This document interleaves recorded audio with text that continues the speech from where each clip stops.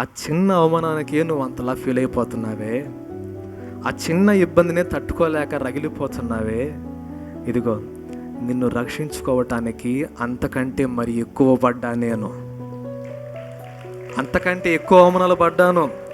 నడి వీధులు నిలబెట్టింది అన్నావు కదా, నడి వీధిలో నన్ను కొరడాతో కొడతంటే భుజం మీద సిలువ వేసి నన్ను కలువరి కొండకు తీసుకుని వెళ్తా ఉంటే ఆ రోజు నేను నిన్ను అక్కడ చూశాను. నేను నిన్ను నా వీపు మీద కొట్టాలు కొడతంటే నేను నొప్పిని చూడలా. ఇదిగో నువ్వు కాపాడబడి, నువ్వు రక్షింపబడి, నువ్వు నా దగ్గరికి రావటం చూశానయ్యా. నువ్వు రక్షింపబడి, నువ్వు మారు మనసు పొంది, నువ్వు నా సేవ చేయటం చూశాను.